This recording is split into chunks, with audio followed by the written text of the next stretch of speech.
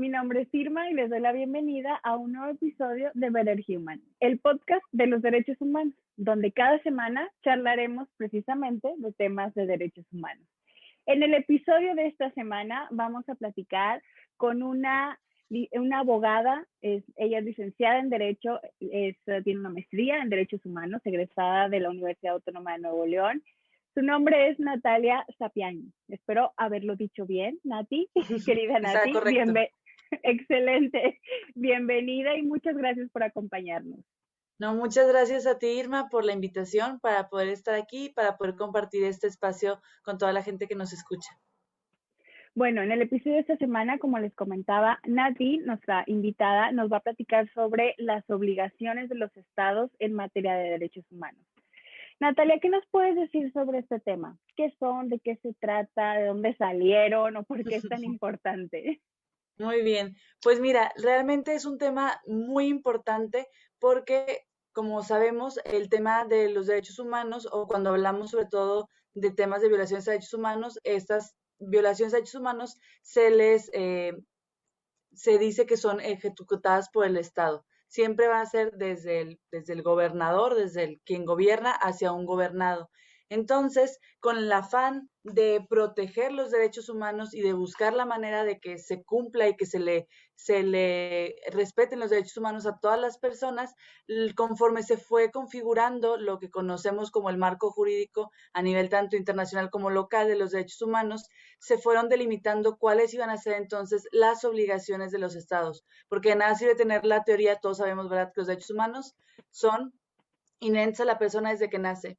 Pues sí, sí son, y es muy bonito en la teoría decir que todos tenemos derechos humanos, pero necesitamos en la vida real, en la práctica, necesitamos mecanismos y sobre todo necesitamos instrumentos jurídicos que nos digan cómo se nos van a dar esos derechos, cómo se van a respetar, cómo se van a proteger esos derechos. Entonces, para esto, los estados, fueron adoptando de manera internacional acuerdos, convenios, tratados, que les dan obligaciones en materia de derechos humanos. Y conforme a las obligaciones que fuimos adoptando como país, como México, bueno, porque nosotros estamos aquí en México, ¿verdad?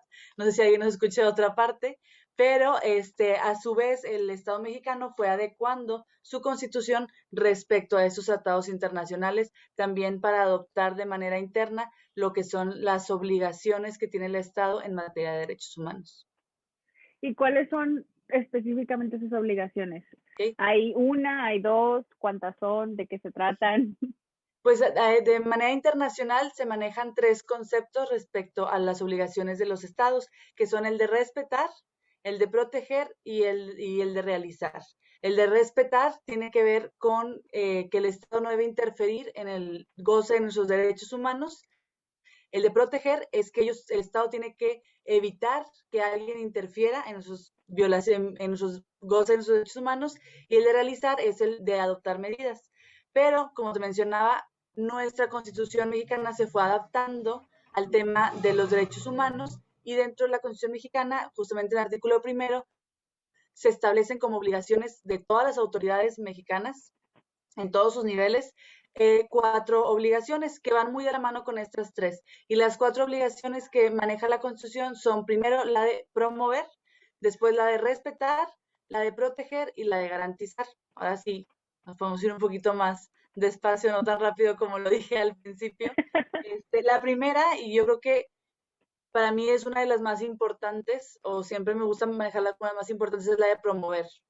Y de cierta manera aquí estamos haciendo eso, ¿verdad? Por medio de este podcast, por medio de esta plática que tenemos el día de hoy, estamos promoviendo los derechos humanos, porque por más lógico que parezca, hay gente que no conoce sus derechos humanos, no sabe a qué tiene derecho, no sabe que puede pedir la protección de esos derechos, y a veces ni siquiera saben cómo ejercerlos, ¿no? Entonces, lo primero que hay que hacer es esta obligación del Estado de promoverlos. ¿Y cómo lo hace el Estado? Bueno, por ejemplo, existen las comisiones de derechos humanos, que son órganos no jurisdiccionales. Bueno, estas comisiones de derechos humanos, aparte de poder recibir quejas, también tienen la obligación y también tienen la facultad de hacer cursos, talleres y todo tipo de promoción en materia de derechos humanos.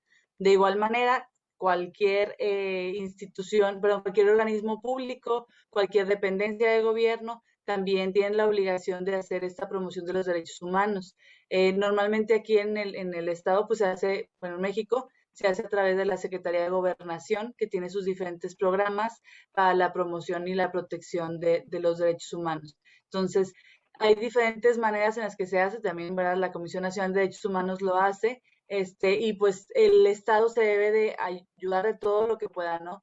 De las organizaciones de la sociedad civil, de las universidades, de los activistas que hay en materia de derechos humanos para darle promoción y que la gente conozca los derechos humanos y su importancia, claro está.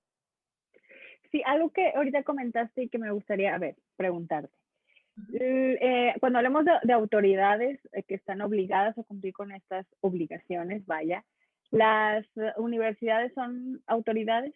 Por ejemplo, la universidad pública se podrá considerar una autoridad que tiene la obligación de cumplir con esto, en este caso con la promoción de los derechos humanos. Así es, las universidades públicas tienen esa obligación también de dar la promoción de los derechos humanos. ¿Y qué pasa, por ejemplo, con las universidades privadas?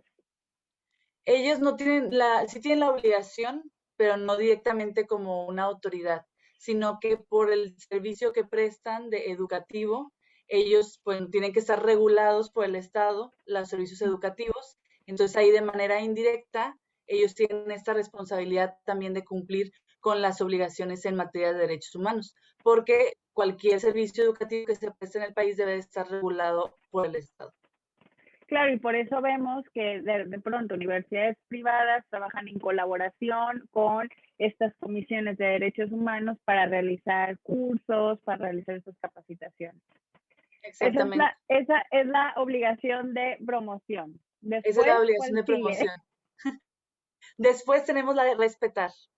Aquí es algo complicado porque literalmente se refiere a que el Estado no debe de interferir, ¿verdad? No debe de interferir en el goce de nuestros derechos humanos. Y pues hay muchas maneras en las que el Estado puede interferir, o mejor dicho, en las que el Estado interfiere. Entonces, cualquier cosa que una autoridad haga en cualquiera de sus niveles, municipal, estatal o federal, que interfiera con el goce de nuestros derechos, pues es una falta a sus obligaciones. Entonces, ¿cómo puede el Estado buscar respetar? Pues siempre debe tener protocolos, medidas de atención, medios de actuación que busquen estarse mejorando día con día. ¿Para qué? Para que de esta manera puedan garantizar que en su actuar o en la manera en la que se dirigen, puedan evitar interferir en el goce de los derechos humanos. Entonces, esta es como complicada de explicar o de aterrizar, porque literalmente es que el Estado no haga nada que interfiera con nuestros derechos humanos. Eso es el hecho de que ellos respeten. Y, por ejemplo, ¿qué pasa con los particulares? ¿Ahí tiene alguna obligación el Estado relacionado a los particulares a la hora, por ejemplo, del respeto de los derechos humanos? ¿O cómo puede hacerse esta relación? Ay, bueno, ahí depende. Habría que ver cuáles son las situaciones, porque si hay un tema respecto al respeto de los derechos humanos en cuanto, por ejemplo, el tema de las empresas. Ahí sí hay un tema, aparte de la responsabilidad social, ahora vemos también un tema de responsabilidad en cuanto a los derechos humanos. También tienen esas responsabilidades, sobre todo porque las empresas al momento de ejercer su actividad en cualquier parte deben de tener permisos que son otorgados por el Estado. Entonces, hay ciertas obligaciones que tienen, por ejemplo, ya me estoy metiendo en un tema muy diferente, pero que tienen, por ejemplo, las empresas en cuanto a derechos humanos, porque su actividad debe estar regulada por el Estado y ellos deben de responder también a esas obligaciones. En el tema de particulares, cuando es una persona contra otra persona, ahí ya nos estamos metiendo en otras cuestiones, ¿verdad? Ya habrá que ver si hay una cuestión civil, si hay una cuestión penal o cuál es el conflicto entre particulares, porque como dijimos, las violaciones de derechos humanos se dan desde el Estado hacia sus gobernados. Muy bien. Y a eso nos lleva a otra obligación. Ajá, exactamente. La otra obligación que tenemos es la de proteger. Entonces aquí el Estado tiene también la obligación de proteger a nuestros derechos humanos. ¿Y qué quiere decir esto de proteger? Que tiene relación con lo que estamos viendo ahorita, y es impedir que alguien interfiera con el goce de nuestros derechos. Entonces, aquí es donde sí entra el Estado y dice, ok, muy bien, yo tengo que proteger de cualquier situación que pueda intervenir con tus derechos humanos. Entonces, dentro de este sistema de protección de derechos humanos, pues tiene que generar mecanismos para que las personas puedan también reclamar cuando hay alguna violación a derechos humanos. Por eso existen los diferentes, bueno, jurisdiccionalmente se puede acercar uno, ¿verdad? También por diferentes medios como el amparo, dependiendo de la situación, o también hay diferentes medios que pueden haber según el caso en específico, pero también para eso existen los organismos no jurisdiccionales de derechos humanos, que son, como mencionaba al principio, las comisiones, las comisiones estatales de derechos humanos y la Comisión Nacional de Derechos Humanos, según sea el caso por la autoridad, ¿verdad? Sabemos si es una autoridad local, las comisiones estatales lo pueden atender. Si es una autoridad de índole federal, pues ya tendría que revisarlo la Comisión Nacional. Entonces, también todos estos mecanismos deben de ser proporcionados por el Estado para solicitar el apoyo. O también el Estado mexicano ha ido generando, de acuerdo a ciertos grupos en situación de vulnerabilidad, diferentes mecanismos para buscar medios de protección. Por ejemplo, conocemos el programa de protección para personas defensoras de derechos humanos y periodistas. Conocemos que hay diferentes lugares donde se gestionan por medio del gobierno refugios para mujeres que sufren violencia, refugios para personas migrantes, para indígenas. Todo eso también tiene que ver con la protección que debe de brindar el Estado para evitar que los derechos humanos sean vulnerados.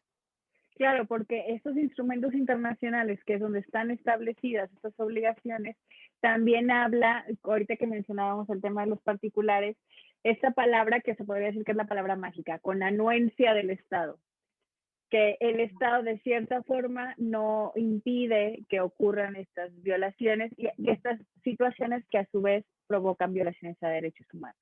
Entonces tenemos la obligación de promover, respetar, proteger y nos vamos a otra más.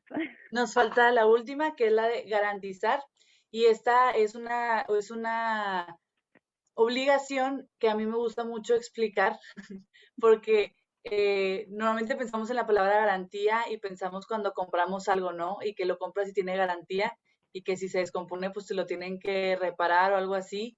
Entonces como que haya un medio de contención, ¿no? Como para tratar de garantizar. Y aquí en el tema de los derechos humanos, la garantía de nuestros derechos humanos viene desde mucho más atrás porque tiene que ver con la obligación de nuestro Estado de prevenir. O sea, cómo va el Estado a evitar que llegue a haber situaciones de violaciones a derechos humanos. ¿Cómo va a evitar que nos pongamos en una situación de vulnerabilidad? Entonces, esta creo que es una de las obligaciones más complejas porque es como decirle al Estado que piense en todo lo que puede salir mal y que lo evite, ¿no? Entonces, para que entonces yo puedo decir que me están realmente garantizando mis derechos. O sea, que yo tengo la garantía de que las cosas no van a salir mal, ¿no? De que va a funcionar. Que el Estado va a decir, está todo tan bien hecho que yo te doy mi garantía de por vida de que no vas a quejarte, ¿no? De nada. Entonces, aquí el Estado tiene que analizar cuáles son sus actuaciones y revisar de qué manera va a prevenir que algo salga mal, ¿no? Ahora sí que es como ver todos los escenarios posibles, así como para los que son fans de Marvel, así como Doctor Who, viendo todos los escenarios posibles de todo lo que puede salir mal. Bueno, vamos a prevenirlo. Y creo que esta es la herramienta más grande que tiene el Estado, aparte de verlo como obligación, a mí me gusta verlo como una herramienta, porque entonces le da la oportunidad de estarse evaluando constantemente para buscar la prevención. ¿Cómo puedo prevenir? Teniendo los protocolos necesarios, teniendo los medios de atención, revisando la manera en la que se actúa, revisando las leyes. También, bueno, aquí dentro de todo esto, pues el Estado mexicano, al momento de haber formado parte de tratados internacionales, tiene también la obligación de la adecuación, de ir adecuando su normativa interna a lo que dicen los tratados internacionales. Entonces, también aquí esta adecuación nos ayuda para ir garantizando la protección de los derechos humanos. Y dentro de esta obligación de garantía que tiene el Estado, entra un debate muy interesante, porque hasta dónde le vas a exigir al Estado que tenga medidas para protegerte, qué tanto se le puede exigir al Estado, porque sabemos que al final de cuentas, pues los Estados también trabajan pues en cuestiones económicas, ¿no? O sea, Claro. a veces hay cosas que se salen del presupuesto, por más que queramos nosotros tener todo mágico, todo el derecho a la salud para todos, educación de primer nivel para todos, hay cosas que se salen del presupuesto, ¿no? Entonces, Sí. esta obligación de garantía que se le obliga al Estado mexicano, la Corte Interamericana ha dicho que debe ser hasta el límite de los recursos. O sea, también se toma en consideración eso, ¿no? Ver cuáles son los recursos que tiene el Estado para garantizar estos derechos, y debe de trabajar hasta el límite de sus recursos, y siempre buscando una adaptación que sea progresiva. O sea, no porque Claro. ahorita tengo esos recursos y ya aquí lo dejo y eso es lo que voy a hacer. No, conforme voy teniendo oportunidades de seguir mejorando, lo tengo que seguir mejorando, tengo que seguir mejorando, tengo que seguir mejorando. Y también se considera que esta obligación de garantía por parte del Estado es una obligación de medios, se dice, y no de resultados. Esto a lo mejor suena muy raro, o si no habían escuchado el término, no tiene mucho sentido, pero se refiere justamente a que la autoridad tiene que demostrar que hizo todo lo que estaba en sus manos para evitar una violación a derechos humanos, que usó todo lo que estaba en sus recursos, a su alcance, todos los medios que tenía, los implementó para tratar de garantizar los derechos humanos. Independientemente del resultado que se dé al final, eso es lo que se evalúa, que el Estado realmente esté esforzándose por tratar de proteger los derechos humanos. Entonces, creo que este fue un poquito el más extenso, pero es el que más me gusta platicar, ¿no? De la obligación del Estado de garantizar, porque es donde podemos evaluar realmente qué tanto se está esforzando el Estado por ser un ente garante de derechos humanos. Algo que, o se podría decir que estas obligaciones se enlazan la una con la otra. Uh-huh. Porque ahorita hablábamos de garantizar y a la vez hablábamos de la promoción de los derechos humanos y de cómo de alguna forma previene las violaciones.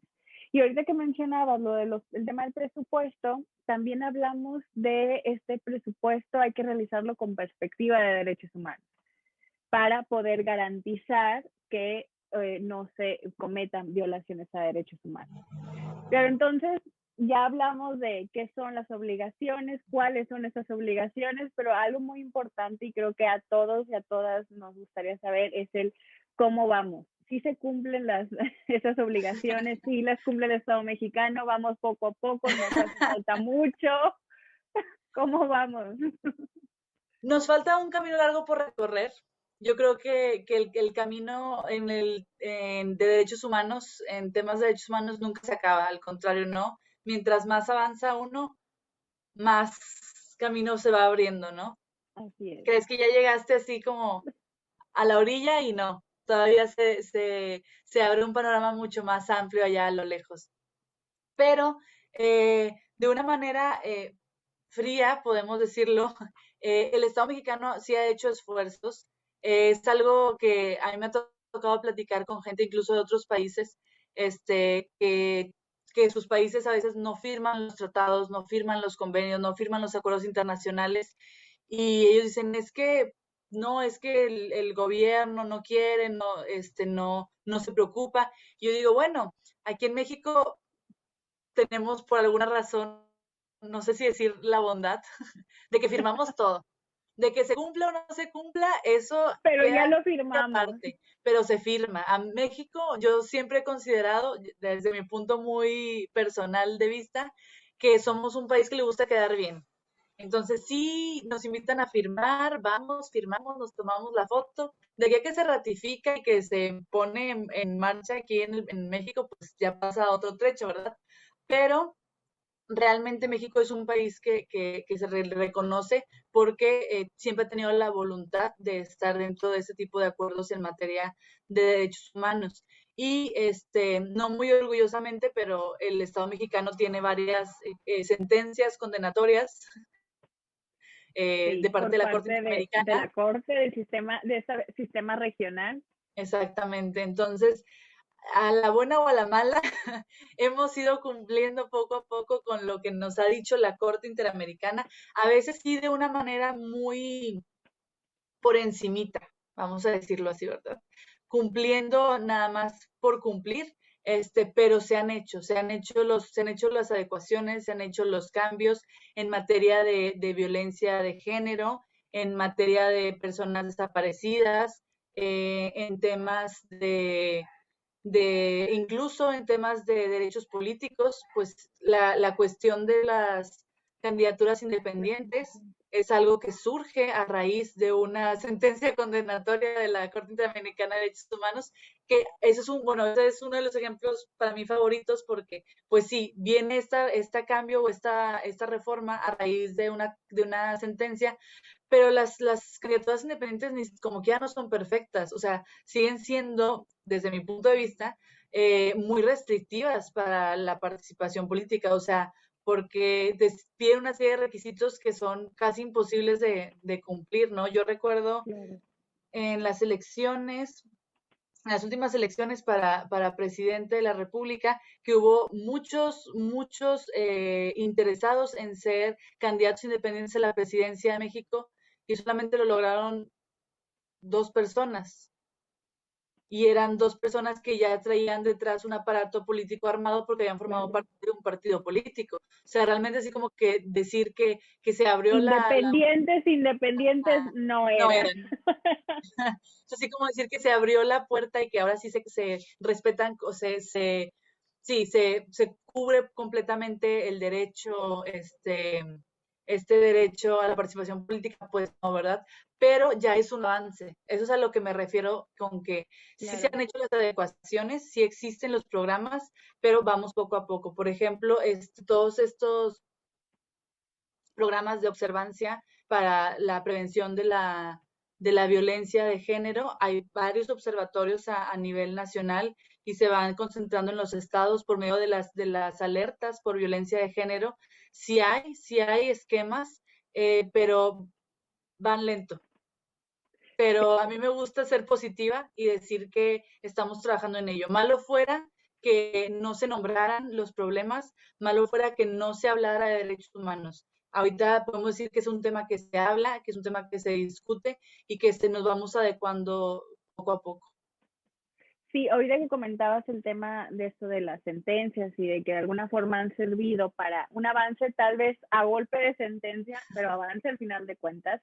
En el tema de género, la primera sentencia que fue la de caso de Campo Algodonero, que si bien es cierto, posterior a ella ha habido otros casos con muy semejantes, sí ha habido estos avances, como bien lo mencionabas, está la declaratoria de alerta de género, están los observatorios, y sí hay un trabajo diario, no únicamente desde sociedad civil, porque ahora sí que previo a esas sentencias, las únicas personas que trabajaban en el tema era sociedad civil, eran familiares de víctimas de feminicidios, y hoy en día, además de sociedad civil, ya también es el Estado. El gobierno poco a poco ha ido aceptando que tenemos un problema, porque es así, existe un problema, pero ahora sí que el primer paso es aceptarlo y comenzar a trabajar en él, y sí se está trabajando en él. Poco a poco no podemos decir que los resultados son positivos porque sabemos, tanto tú como yo y quienes nos escuchan, que en la actualidad son 11 mujeres quienes son asesinadas al día en México, de acuerdo con datos de Naciones Unidas.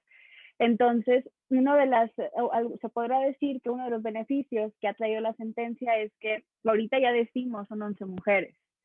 Antes no íbamos a decir, ni siquiera No se se nombraban, contaban. no se nombraban. Claro, o sea, entonces evidentemente sí, vamos ahora sí que a pasos de bebé, se podría decir, y también por estas sentencias, pero es de reconocerle al Estado mexicano, como bien lo mencionabas, que no solamente va, firma y se toma la foto, sino que también acepta las sentencias de la Corte Interamericana. porque puede no aceptarlas, simplemente decir, no, no las acepto y no las cumplo, pero las acepta y poco a poco las va cumpliendo. Prueba de eso es que en el mecanismo de supervisión de sentencias de la Corte no vamos tan mal, sí se ha ido poco a poco cumpliendo y eso es algo muy positivo. ¿Qué más nos puedes platicar sobre este tema? Sí, pues mira, a mí la verdad lo que más me gusta es que tengo, bueno, como estudié Derecho, ¿verdad? Tengo varios amigos que también están en el tema, bueno, trabajan en la administración pública. La vida los llevó a trabajar en la administración pública y me gusta mucho que ya ellos me platican que dentro de sus mismas dependencias o incluso algunos trabajan en el municipio, el gobierno del estado, constantemente les llevan capacitaciones en materia de derechos humanos. O sea, ya es un tema que a veces igual, por quedar bien se hace, ¿verdad? Pero ya es un tema que se toca y a mí me da mucho gusto saber que se dan este tipo de capacitaciones, ¿no? Algunos compañeros me decían, oye, me van a llevar un diplomado de derechos humanos, no sé qué, para que ahí luego me ayudas con la tarea. Y yo, sí, con tal de que estudien, claro que sí, ¿no? O Sí. sea, entonces creo que esos son pequeños signos de que el Estado está buscando la manera de trabajar o de cambiar en este sentido. Pues yo ahorita trabajo ahí en la Comisión Estatal de Derechos Humanos, estoy en la primera visitaduría y también durante todo este tiempo de la pandemia nos tocó ver mucho, que hubo mucho movimiento por parte del Instituto de Derechos Humanos en cuanto a capacitaciones. O sea, para bien o para mal, la pandemia abrió este espacio, ¿no? De poder tener las capacitaciones virtuales, lo que también dio mucha flexibilidad a que más gente pudiera estarse acercando a la formación, ¿no? Entonces, ver como todos estos temas, creo que ha sido pues muy oportuno también dentro de la pandemia, se ha generado el interés y pues que mejor que las autoridades tengan esas inquietudes. Y a mí lo que más me gusta o las personas con las que vamos a platicar como ese tema, que a lo mejor suena raro, pero sobre todo con cuando nos tocan casos con policías, que ellos se preocupan, o sea, realmente ya, no todos, ¿verdad? Sabemos que no todos, pero ya hay elementos de policía que tienen este chip de pensar qué, qué sí puedo hacer, ¿no? O sea, donde ya se dan cuenta de su responsabilidad como autoridad, porque al final de cuentas las autoridades solamente pueden hacer lo que les permite la ley. Y muchas veces eso a las autoridades se les olvida, ¿no? Piensan, soy autoridad y yo tengo la autoridad y yo hago lo que yo quiera y aquí yo mando, ¿no? Y no, Cierto. todo lo contrario. La autoridad tiene sus atribuciones muy específicas dependiendo de la autoridad que sea, claro está, y no pueden hacer nada más allá de lo que les permite la ley. Entonces, salirse de ese cuadrito puede ser incurrir en una violación, en un agravio al ciudadano. Entonces, en el caso, por ejemplo, de los elementos de policía, ya ellos son muy conscientes de, hasta tienen como su checklist, casi, ¿no? De, tengo que hacer esto y esto para cuidarme, para protegerme. Me acuerdo mucho de un policía con el que platicaba yo sobre un asunto de una detención y él me decía, yo no, yo llegué, vi que la situación estaba así, y me acordé que me dijeron que yo nada más podía hacer esto y esto. Entonces yo marqué, reporté, no sé qué, y nada más hice lo que me tocaba. Ah, excelente, ¿no? Pero ya tienen como esta idea de que qué es lo que sí puedo hacer, qué es lo que sí me toca hacer y sobre todo, a mí me tocó hace poquito que nos invitaron a una mesa de trabajo porque nos decían que los elementos de policía tenían mucha duda sobre cómo podían ellos ayudar a una persona que denunciaba violencia, una mujer que denunciaba un caso de violencia. Entonces decían que muchas veces no sabían cómo acercarse, ¿no? ¿Cuál es la atención? ¿Qué sí pueden preguntar, qué no pueden preguntar? O sea, más allá de su ejercicio como autoridad, ya casi como persona, ¿no? O sea, Sí. qué sí puedo hacer y qué no puedo hacer. Y yo creo que eso es lo más importante, o sea, al final de cuentas, independientemente de que de que ellos sean representantes del Estado como autoridades, no dejan también de ser personas. Y creo que eso es el punto medular al que tenemos que llegar eventualmente en cualquier tema que queramos abordar derechos humanos. Y eso es lo que yo siempre digo, ¿no? O sea, al final de cuentas todos somos humanos y tenemos que acordarnos de eso, tenemos que tenerlo muy presente, y buscar ser tan humanos como nos sea posible.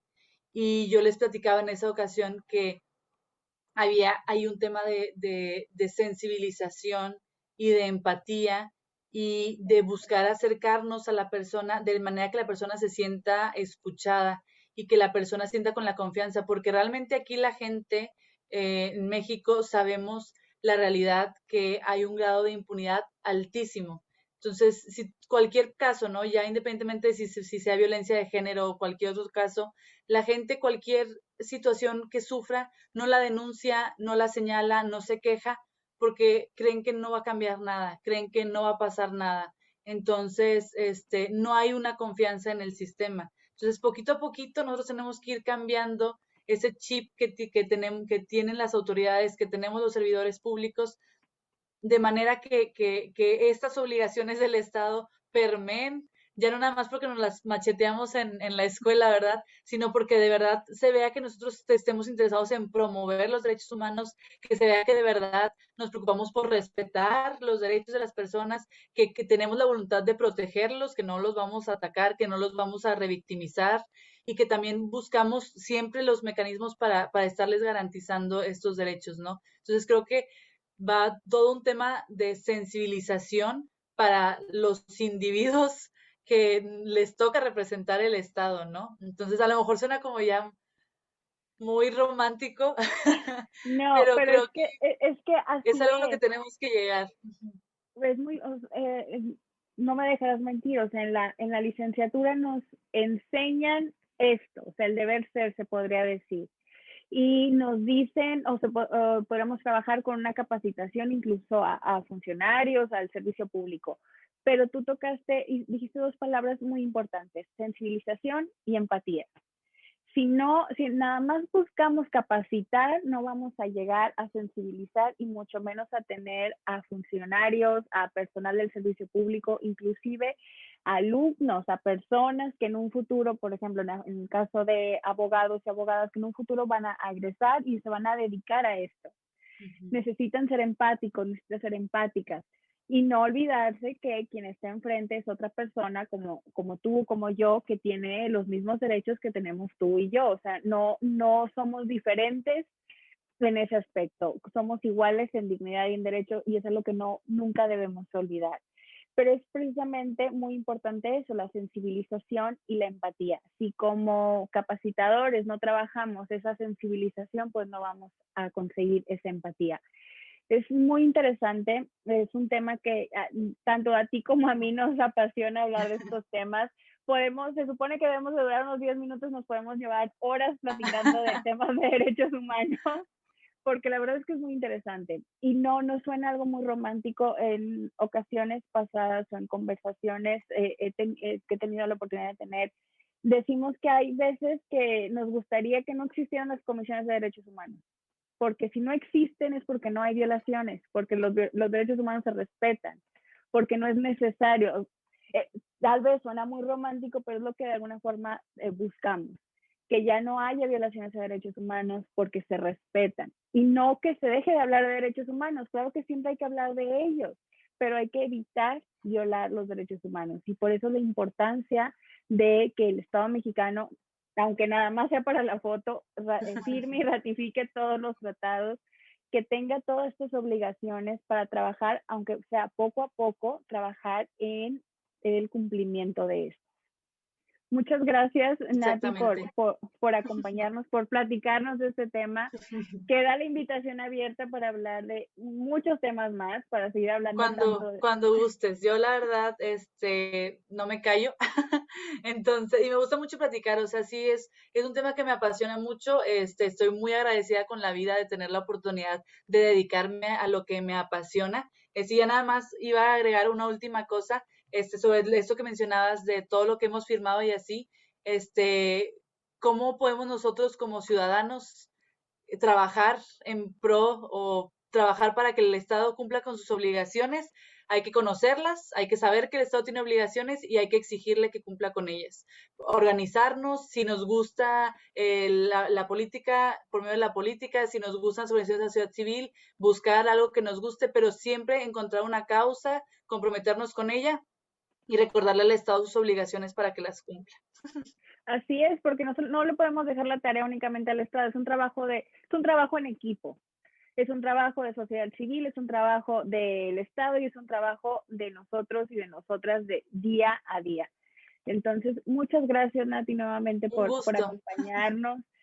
Me encanta que estés acá, que estemos platicando, porque es un tema que a las dos nos encanta. Entonces, nuevamente, muchas gracias. ¿Dónde te podemos encontrar en redes sociales? Bueno, en mis redes sociales, ahorita no me acuerdo, me bloqueé yo sola.